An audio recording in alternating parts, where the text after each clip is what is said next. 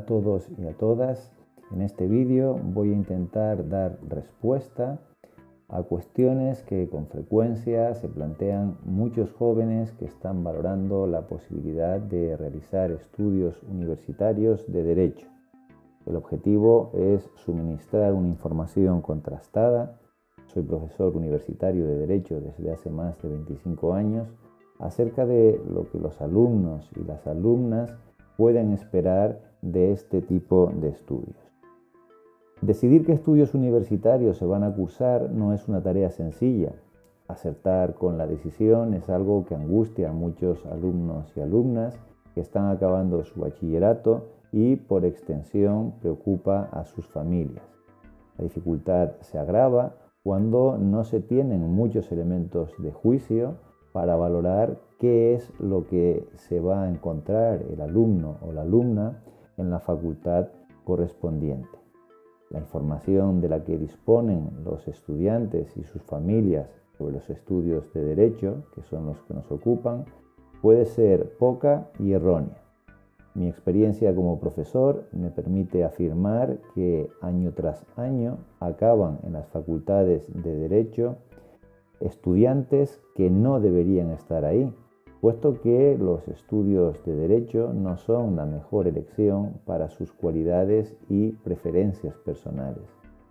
En ocasiones esto no es un problema, porque el alumno o la alumna se acaba adaptando. Pero con carácter general puede afirmarse que este no es el mejor escenario e incluso que esta es la razón por la que muchos alumnos y alumnas encuentran graves dificultades para su progreso académico y para su desempeño profesional posterior. Elegir unos estudios que luego no respondan a las expectativas o gustos del estudiante es algo que puede pasar y que no tenemos manera de evitar con total seguridad.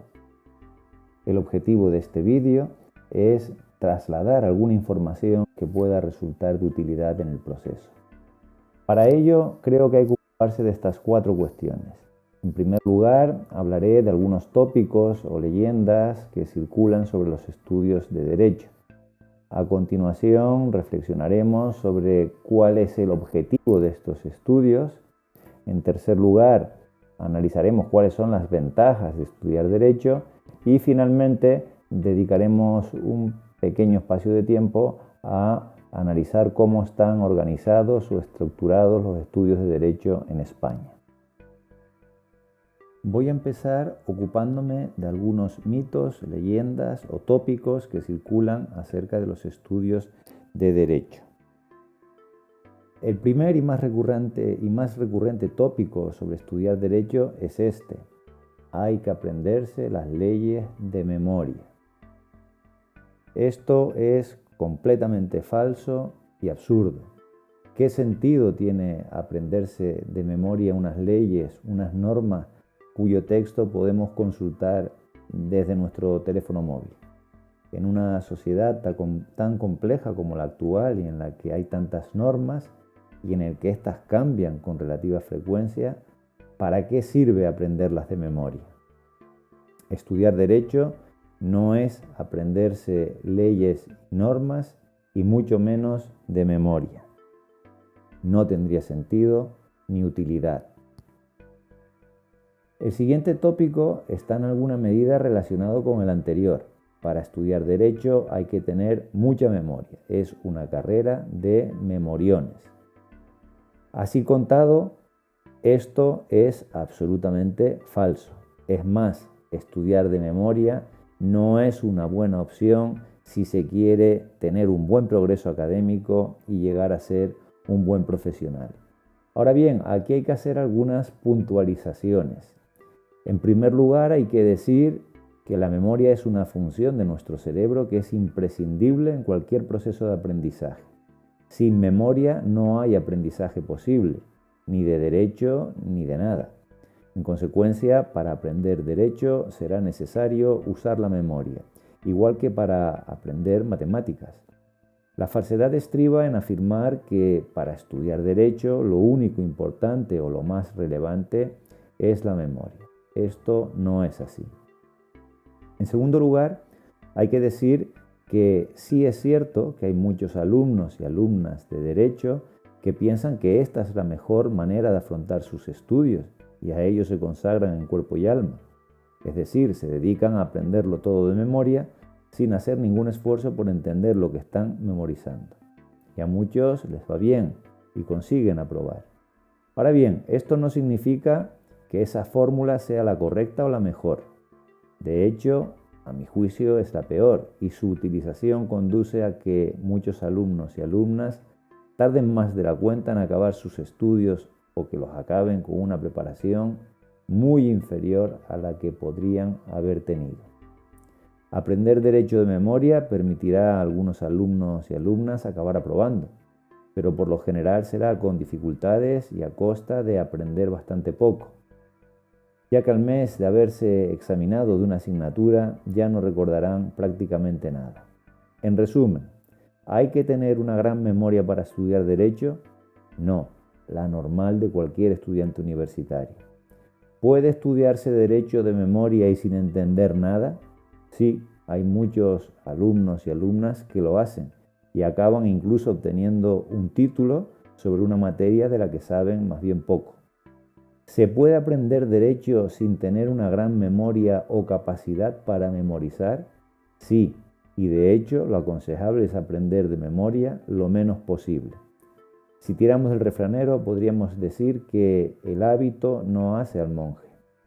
Que muchos alumnos y alumnas estudien de memoria y obtengan su título no significa que ese sea el mejor camino y mucho menos que ello conduzca a ser un buen profesional. Otro tópico recurrente es que en Derecho hay que estudiar mucho. Y este es cierto, claro que hay que estudiar. Por supuesto que hay que estudiar más que en bachillerato, hasta feo estaría. Ahora bien, este tópico o leyenda sobre los estudios de Derecho trae causa del anterior.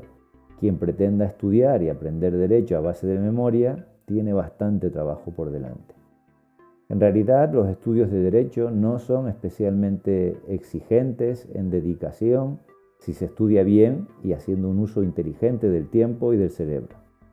La clave radica más en la constancia y en la organización que en el tiempo.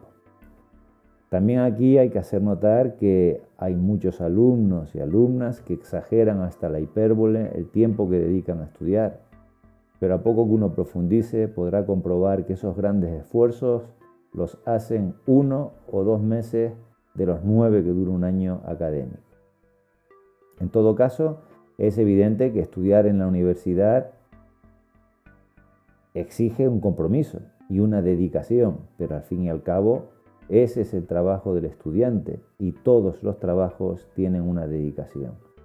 Es más, el consejo que suelo dar a mis alumnos y alumnas es que enfoquen sus estudios como un trabajo. Hay que dedicarle unas horas todos los días y si lo hacen pueden incluso descansar los fines de semana. Lo importante es que cada alumno o alumna se organice según sus circunstancias para aprovechar el tiempo lo mejor posible. Otro tópico recurrente es que estudiar Derecho es aburrido. Bueno, sobre esto no se puede decir nada con rotundidad, todo depende de la motivación del estudiante. Si no tienes ningún interés ni motivación por el Derecho ni por lo que estás estudiando, ciertamente puede ser muy aburrido. Y la realidad es que ocurre con mucha frecuencia. En las facultades de Derecho acaba recalando mucha gente a la que en realidad le interesa muy poco el Derecho o aprender Derecho. Estudian Derecho al margen de sus apetencias o preferencias personales, a veces por influjos familiares, a veces porque no han obtenido plaza en otros estudios, o porque quieren estar con sus mejores amigos o amigas, o porque queda bien, en fin. Estudiar algo que no te interesa o que no te motiva, desde luego, debe ser muy aburrido. Cuestión distinta es que a los estudiantes no le motiven o susciten el mismo interés todas las cosas que tienen que estudiar. Esto es normal. Hay alumnos a los que no les gusta el derecho penal, a otros no les gusta el derecho civil y así sucesivamente. Una vez aclarados estos tópicos o leyendas, conviene reflexionar sobre cuál es el objetivo de estudiar Derecho o, si se prefiere, de ir a la Facultad de Derecho. ¿A qué se va a la Facultad de Derecho? Yo suelo hacerle esta pregunta a mis alumnos y alumnas el primer día de clase. Y claro, me encuentro con todo tipo de respuestas. Pero en realidad lo importante no es la respuesta, sino la pregunta. La mayoría de los alumnos y alumnas no se la hacen o no dedican mucho tiempo a reflexionar sobre la misma. A mi juicio, y serán muchos y muchas los que coincidan conmigo, la mejor respuesta es esta. A la Facultad de Derecho se va a aprender.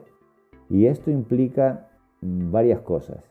En primer lugar, que el protagonista es el estudiante o la estudiante, no el profesor o la profesora. Aunque parezca obvio, el que tiene que aprender es el estudiante o la estudiante. Nadie puede aprender por él.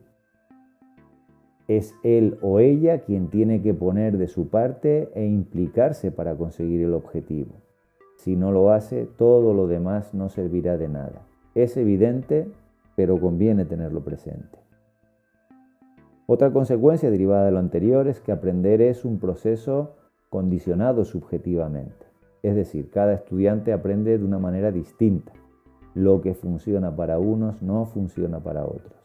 Esto parece también obvio, pero por lo general los alumnos y las alumnas no son conscientes de ello y no actúan en consonancia con esta evidencia. Un alumno o una alumna puede dedicar el doble de tiempo a estudiar que sus compañeros y obtener unos resultados peores.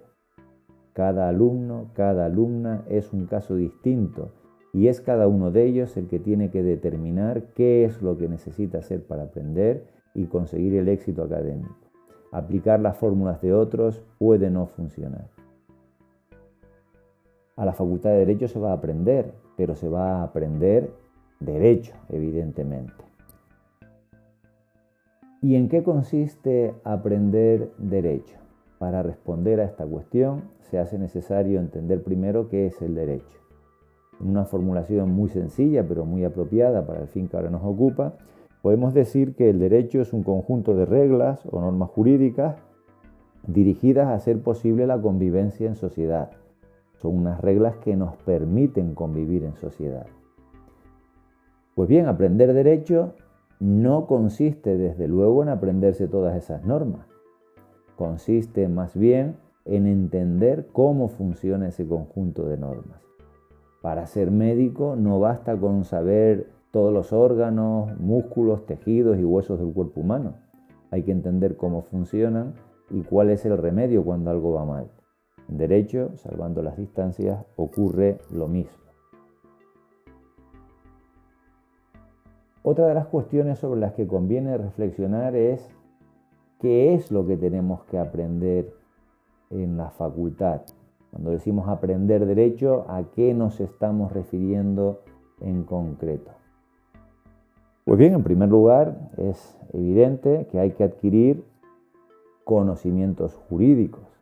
Hay que aprender derecho civil, derecho penal, derecho administrativo. Muchos alumnos y alumnas se centran exclusivamente en esto, en adquirir esos conocimientos. Pero lo cierto es que hace falta algo más. Hay que adquirir una serie de habilidades. Aprender a buscar y filtrar información jurídica, aprender a expresarse como un jurista, oralmente y por escrito, aprender a argumentar y a razonar en términos jurídicos.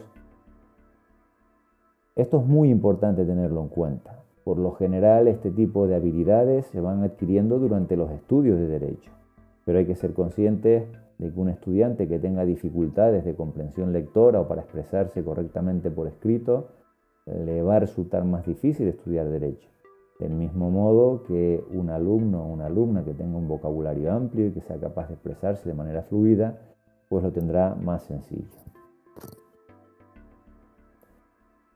¿Qué factores son los que facilitan el aprendizaje? Desde mi punto de vista, el más importante de todos ellos es la motivación. Si el alumno y la alumna tienen una motivación o un interés adecuado, tiene mucho camino recorrido. Si por el contrario no está motivado o no le interesa lo que está estudiando, no le ve el sentido o la utilidad, tendrá dificultades. Muchos estudiantes acaban perdiendo la confianza, la seguridad en sí mismo cuando obtienen malos resultados porque lo atribuyen a su falta de capacidad. Y en realidad no suele ser un problema de capacidad, sino de motivación. Otro factor que influye notablemente en los resultados del aprendizaje es la curiosidad. El aprendizaje de cualquier cosa está directamente vinculado a la curiosidad, al interés por saber y aprender. Cuando el alumno o la alumna no tiene especial interés o curiosidad por lo que está estudiando, todo resulta más difícil. Y en Derecho es relativamente fácil estimular la curiosidad, pues la mayoría de las cosas que se estudian tienen que ver con la propia vida de los estudiantes. No estamos hablando de astrofísica, de cosas que ocurren en el universo exterior. Si un estudiante piensa en el contrato como un tema que tiene que estudiar para el examen de Derecho Civil, es lógico que no esté entusiasmado con aprender más cosas sobre el contrato. Por el contrario, si piensa en el contrato como algo que hace cada vez que compra, seguramente le resultará más interesante aprender cuáles son los derechos del comprador. El tercer elemento que me gustaría destacar tiene que ver con los hábitos y técnicas de estudio. Es muy frecuente que los estudiantes de Derecho no sepan cómo estudiar para aprender de una manera más eficaz. Simplemente hacen lo que han venido haciendo o se dejan llevar por lo que hacen sus compañeros. De hecho, un porcentaje muy significativo de alumnos y alumnas hacen las cosas casi al revés de como debieran.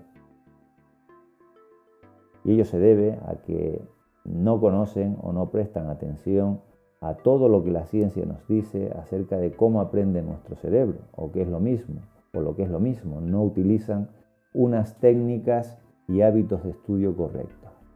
La neurociencia cognitiva nos ofrece información muy precisa acerca de cómo aprendemos, qué cosas favorecen el aprendizaje y qué cosas lo perjudican. Sin embargo, la inmensa mayoría de los alumnos y las alumnas que acuden a las facultades de Derecho no saben nada sobre esto y estudian de manera incorrecta y en condiciones muy adversas. Y esta es una de las explicaciones de los malos resultados. Hay que recordar que el aprendizaje está subjetivamente condicionado. Las mismas fórmulas no llevan a obtener los mismos resultados a todos los alumnos.